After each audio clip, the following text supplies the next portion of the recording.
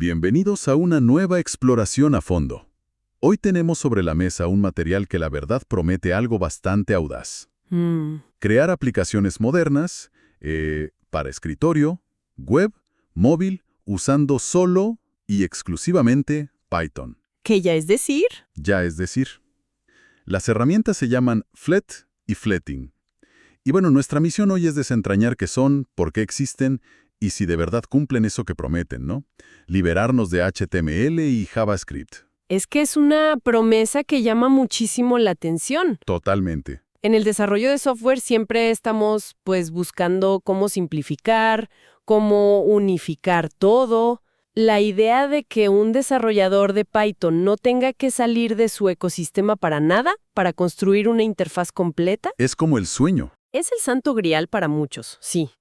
Y lo que me parece interesante de este material, desde el vamos, es que no solo te habla de la herramienta, habla de la estructura, de la arquitectura. O sea, se enfoca en que aprendas a construir bien desde el minuto uno. De acuerdo, de acuerdo.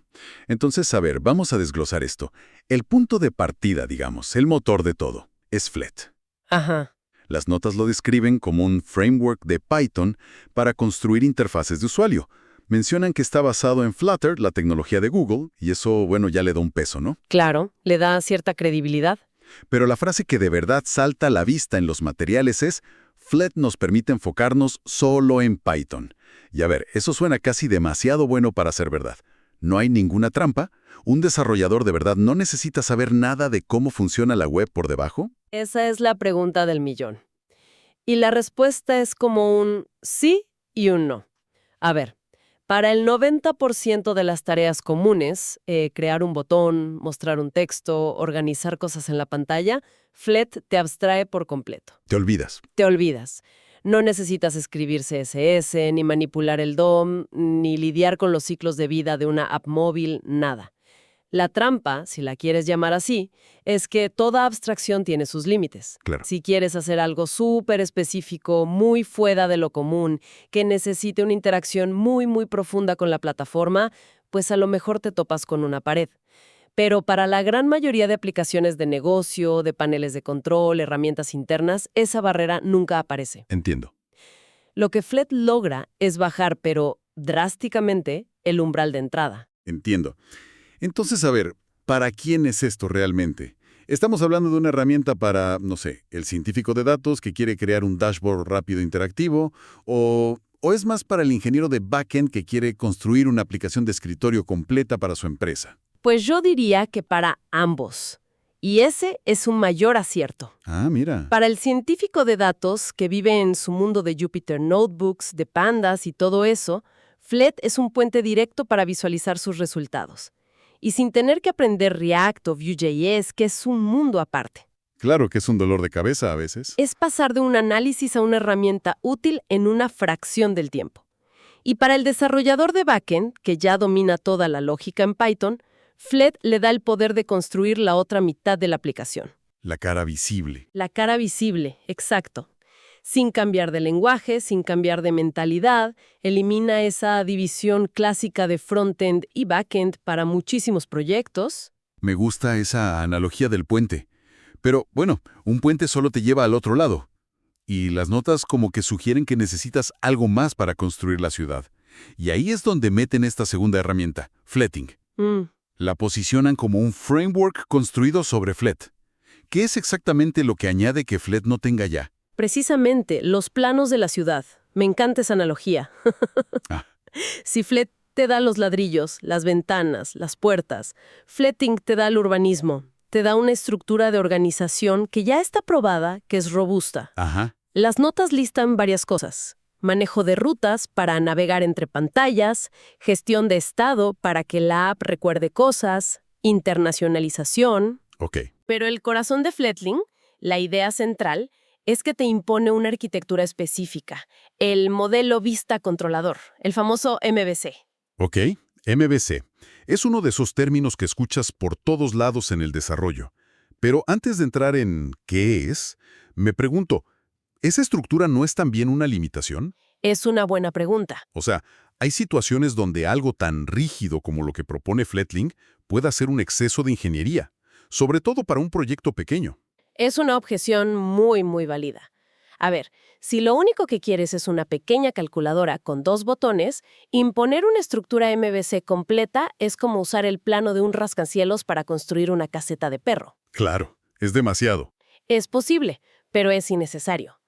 Sin embargo, la experiencia nos dice que los proyectos de software tienen una tendencia casi biológica a crecer. Sí, eso es verdad. La pequeña calculadora de hoy se convierte en la suite financiera completa de mañana. Empezar con una estructura como Fletting, aunque al principio parezca un poquito más de trabajo, es una inversión. Y paga unos dividendos enormes en cuanto el proyecto empiece a escalar, porque evita que el código se convierta en un caos. Un caos que, creo, todos los que hemos tocado código hemos vivido. Ese momento de pánico cuando cambias una línea para ajustar un color y de repente se rompen 3 cosas que no tenían nada que ver. Exactamente esa pesadilla. Y esa pesadilla tiene un nombre: código espagueti. Ajá. Y es justo lo que la arquitectura MVC viene a resolver. Las notas lo explican muy bien, dividiéndolo en sus 3 partes. El modelo es el cerebro. Contiene los datos puros y las reglas de negocio. No sabe nada de colores ni botones. Su misión es gestionar la información. Ok, solo los datos. Luego está la vista, que es la cara de la aplicación. Es puramente visual. Se encarga de dibujar todo en la pantalla. Es, digamos, la parte artística pero tonta. Solo muestra lo que le dicen. Entiendo. Y en medio, actuando como director de orquesta, está el controlador. Recibe las acciones del usuario desde la vista. Oye, el usuario hizo clic aquí. Las procesa y le dice al modelo qué hacer. Guarda este dato. Y luego le avisa a la vista que algo cambió para que se actualice. Esa separación de poderes suena lógica. Pero, ¿puedes darme un ejemplo más tangible de por qué esto evita esa pesadilla? Claro, recuerdo un proyecto hace años, una app de gestión de inventario. No usaba ningún patrón claro, era un lío. El clásico. El clásico. El código que se conectaba a la base de datos estaba mezclado con el que dibujaba las tablas y con el que calculaba los totales. Todo junto. Uf. Un día, el cliente pidió un cambio súper simple en apariencia. Quiero que los productos con bajo stock salgan en rojo. Ok, parece fácil. Al intentar añadir esa lógica de color, alguien modificó sin querer una línea que afectaba a cómo se leían los datos de la base. El resultado: durante 2 días, la aplicación mostró datos de inventario incorrectos, pero eso sí, con unos colores preciosos. Fue un desastre. ¡Qué horror! Con MVC, eso es casi imposible que pase. El cambio de color se haría solo en un archivo de la vista. El código del modelo, que habla con la base de datos, ni se entera. La separación es un muro de contención que protege las partes críticas. Entendido, es un seguro contra errores futuros. Ok, hasta ahora hemos hablado de conceptos abstractos, frameworks, arquitectura. Pero la parte de las notas que a mí de verdad me hizo entender el poder de esto fue cuando explicaron cómo crear tu primera aplicación. El proceso que describen parece ridículamente simple. Es que esa es una de sus grandes bazas. La simplicidad en la puesta en marcha. Quieren que pases de 0 a Hola Mundo en menos de 5 minutos para que la barrera de entrada sea mínima. Y parece que lo logran. Las notas dicen que todo empieza con un pip install Fletting. ¿Estándar? Luego una verificación rápida con Fletting help. Y aquí viene lo interesante. Fletting init, hello Fletting. Con eso ya se crea el proyecto. Finalmente te mueves a la carpeta y ejecutas Fletting run. Y listo. Se supone que aparece una ventana con el texto Bem-vindo ao Fletting, Rocket. Que por cierto es un detalle curioso, ¿no? El mensaje en portugués. Sí, me fijé. Es un guiño al origen del creador del framework, que es de Brasil. Son esos pequeños toques los que le dan personalidad a un proyecto. Pero lo más importante no es el mensaje, sino lo que pasó con ese comando, el Fletting init. A ver. No creó un archivo vacío. Lo que hizo fue generar todo un esqueleto de proyecto, una estructura de directorios completa, que ya refleja la arquitectura MVC. Explica un poco más eso. O sea, ¿qué es lo que crea exactamente? Crea una serie de carpetas ya listas para usar. Una llamada Views para los archivos de la vista, otra Controllers, otra Models. Ah, ya te da todo servido. Incluso configs para los archivos de configuración. Desde el primer segundo, sin haber escrito ni una línea de código, tu proyecto ya está organizado. Te está forzando, en el buen sentido, a poner las cosas en su sitio. Es como si te dieran un archivador con todas las carpetas ya etiquetadas. Es mucho más fácil mantener el orden así. Te da el andamiaje desde el minuto cero. Y para que esa idea se entienda bien, los materiales proponen unos ejercicios prácticos que me parecieron muy inteligentes. Ajá.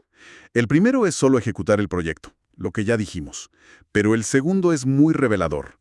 Pide cambiar el título de la ventana de la aplicación. Y lo interesante es dónde te pide que hagas el cambio. Exacto. No te dice que busques en el código principal. Te guía a la carpeta configs, a un archivo .json y que ahí modifiques el valor de la clave name. Es un detalle sutil, pero muy profundo. Es que está demostrando la teoría en la práctica. El título de la aplicación no es un elemento visual como un botón. Es un dato. Es un dato de configuración. Por lo tanto, su lugar natural es en la carpeta de configuraciones. Este ejercicio tan simple está entrenando al desarrollador a pensar en capas de responsabilidad. Antes de cambiar algo, te obliga a preguntarte, ¿qué tipo de cosa es esta? ¿Es un dato? ¿Es parte de la vista? ¿Es lógica? Entonces lo que realmente están haciendo es entrenar tu memoria muscular como desarrollador. Totalmente. Desde el primer minuto te obligan a pensar, ¿esto es configuración o es visual? Y esa disciplina que parece una tontería al cambiar un título es lo que evita que un proyecto grande se vuelva un caos 6 meses después. Y el tercer ejercicio refuerza esto todavía más. Sí, ¿qué es lo que pide? Pide cambiar el texto principal de la página, el Micro Framework MVC para Flat. Pero esta vez, la modificación no se hace en el archivo de configuración. Te envía a la carpeta Views a un archivo llamado homeview.py. Claro. Estás cambiando algo que el usuario ve directamente. Por lo tanto, trabajas en un archivo de la vista. Es la prueba tangible de la separación. El nombre de la aplicación, un metadato, vive en configs. El texto que se muestra en la pantalla, un componente de la interfaz, vive en views. Los ejercicios no solo enseñan a cambiar texto, enseñan a navegar la estructura y a internalizar el patrón MVC, y lo hacen de una forma súper práctica. Además, el material incluye un desafío opcional que me pareció genial, para ver lo fácil que es expandir la interfaz. Sugiere añadir un segundo texto debajo del primero, pero con un tamaño de fuente más grande y en negrita. Y de nuevo, la idea es que puedes hacer esto añadiendo un par de líneas en el archivo de la vista, con la total confianza de que no vas a romper nada más. Y esa confianza es la verdadera moneda de cambio en el desarrollo de software a largo plazo. La capacidad de modificar y extender una parte del sistema sin miedo a generar efectos secundarios imprevistos en otra. De acuerdo. Eso es lo que define a una arquitectura robusta. Y es lo que estos materiales intentan inculcar desde la lección 1. Si unimos todas las piezas, entonces lo que tenemos es un camino muy estructurado. Empieza con Flat, que es la tecnología base que permite a Python, dibujar en la pantalla. Ajá. Luego, Flatting le añade una capa de organización profesional encima, basada en el patrón MVC.